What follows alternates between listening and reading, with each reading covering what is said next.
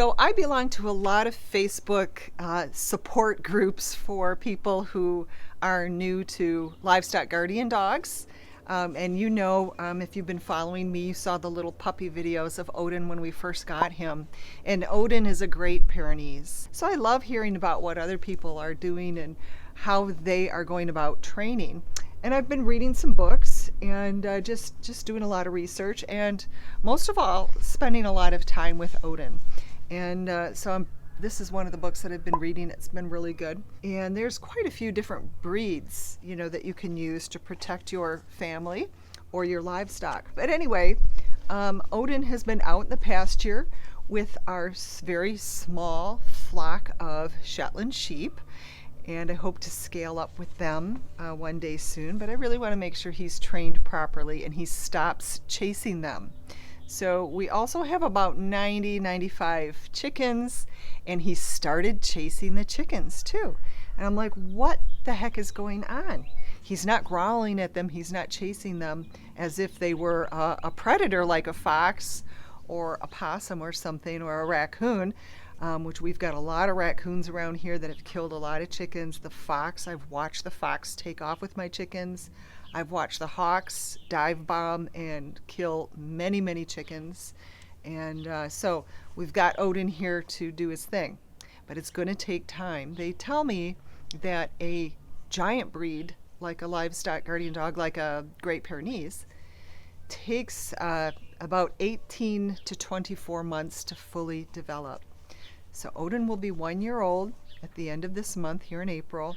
And he's already at about 125 pounds. I think he's doing really well. I probably should have put a little more work into training him when he was 20, 30 pounds.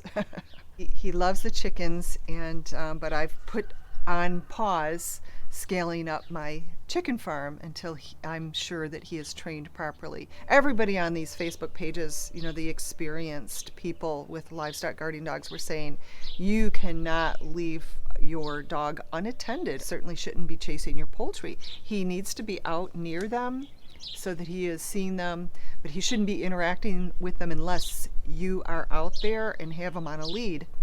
So every morning I go out there to put Odin in his pen. But the first thing I do is I feed the chickens. So I let them out of their coop in the morning, and I have Odin with me. And so I am training him to stay calm and, leave it and down. And so I'm giving him the right commands. Whenever he starts looking at the chickens the wrong way, I can pretty much tell when he wants to start romping and playing. Now I'm giving him the right commands. When you're training a dog, you shouldn't be having conversations with your dogs like, come here, Odin, here, hurry up, Odin, sit down. No, sit down, be good, down, hey, and having all of these words. He's understanding, a few words. And so I'll say, no, down, leave it. And then you say, good boy. I feel I'm learning a lot. I feel I'm getting to be a better dog trainer than when I first started. But man, when we first got him when he was a puppy, you guys, I was out there with him every day. And the first 4 nights I actually camped outside with him. I didn't want him to be in the habit of coming in the house. His job was to protect the livestock. But I was like, oh, my little puppy, and he's out there with the sheep, and everybody was friendly pretty much, but I was still worried about him, and he was, just had been taken away from his whole tribe, and so, or his whole pack, I guess you should say. That was last summer. Got him right around the week before the 4th of July, right? And then all the fireworks happened, and he was pretty good. He got through the fireworks, but he is still a little shy when he hears the gunshots around here, and I have a few neighbors here that like to shoot off their guns all the time. I'm still working with him on that, so he's pretty afraid to hear those gunshots. He spends full time out in the pasture at night, so once the chickens roost, right around sunset, he comes out of the pen and he gets full rein and run around here, this 3 or 4 acre pasture that we have fenced in. And I've got a security camera, all around the barn. And here's what I found the other day.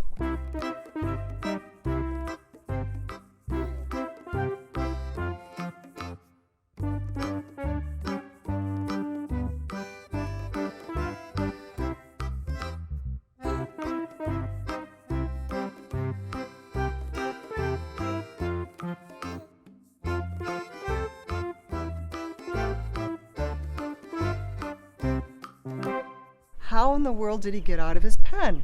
So he's got a really nice pen. He's got a doggy door where he can go inside the barn. He has a small area inside the barn that he has access to. He's got all his toys, all his fun stuff, all his food and water, and he's fine to be in his pen for 6 hours.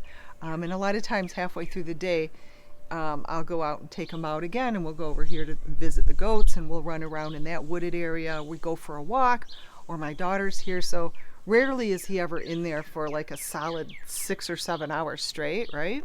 Which he's sleeping most of the time anyway, because he's up all night. He's up patrolling all night. But anyway, it was probably 4 or 5 o'clock, and he had gotten out somehow. So I watched the video footage. He climbed up on there like it was a little trampoline, and he jumped over. And so that's what he did. Real cute. So gone is that tarp. You can't have that anymore. Unless I've got to figure out how to, secure that up a little higher where he can't get on there again. So he's so cute. So every morning when I go out there and I'm working with him around the sheep and around the chickens, then I put his lead on and we go over into the goat area. And you guys may have seen the goat videos. My daughter named them Crunch and Munch, I guess. They didn't have names for a while, and so that kind of stuck. They're out here, the goats, and they're chewing up all of these terrible invasives, all these brush that have just taken over this woodlot. You can hardly even walk through there. And it was a real eyesore because there was so many dead ash trees in there. If you're from Michigan, you know all about the boar ash disease that went through here about 10 years ago.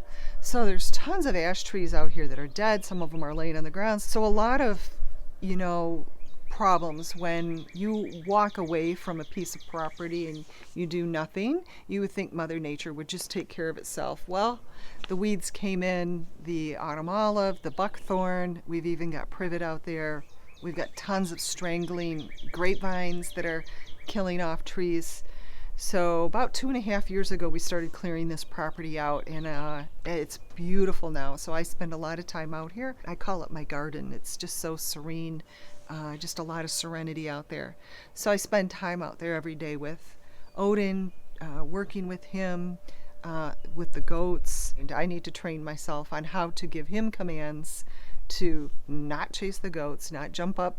He's playing with them and he's roughhousing with them. And I really wish he would have, that I would have had an older LGD dog here to help train Odin. It would have made my life a lot easier, but you've got to start somewhere. So here he is as a puppy. Now he's an adolescent. And I'm hoping after 18 to 24 months that he'll be golden. And then after that, maybe I'll get another one. And then Odin, if he's a good boy, he will help train the new puppy. So I would love to scale up. I need a farm manager here to help with all of the projects that we have going on here. It started out as a little hobby farm. I would certainly love to scale up. We've got 100 acres of this kind of overgrown woods that really need to be cleared out. There's a lot of firewood. And just I started some shiitake logs. I'll do another video on how I use some of the logs that we were cutting down. They were the living trees, of course, not the dead ash, and how I was able to inoculate with shiitake. So that was a fun project here last year during COVID. So a lot of projects we started here at home, and man, I'm really enjoying my little property here. I hope that you too are putting in a garden or doing something here to produce your own food here. We've learned a lot during COVID, haven't we, about the food supply in this country. So my husband is looking forward to getting his potatoes planted, and I'm going to start my garden here pretty soon. We've got a lot of seeds already started.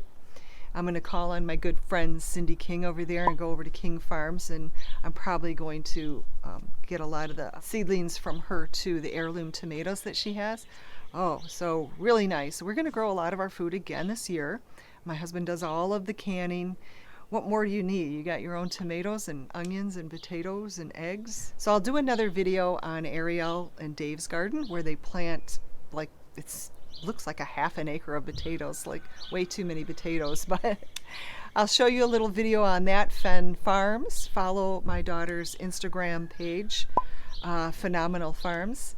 And we also do Instagram and a Facebook on Finch Farms, and that's the little chicken project here that we have going here. So every day we post another little picture of what's going on here with our free-ranging chickens. All right, you guys, I appreciate you being here with me today. I hope that you enjoy looking at all the little clips of Odin and my farm. So let me know what you think. Let me know your questions and comments below, please. Subscribe to my channel. And next video, I'm going to be talking about a new holiday that we're going to do here. We're going to participate in here before Mother's Day. So in May, we just got over Easter, so in May we have Mother's Day and Memorial Day and then Father's Day, and we're planning for those holidays at the pie shop. But we're going to do a fun thing here for May the 4th. May the 4th be with you. So we've got something fun planned for that. So stay tuned to our Facebook page and our Instagram, and I'll do a short clip on that here next week perhaps. All right, you guys, signing off. Take care. Appreciate your time. Bye-bye.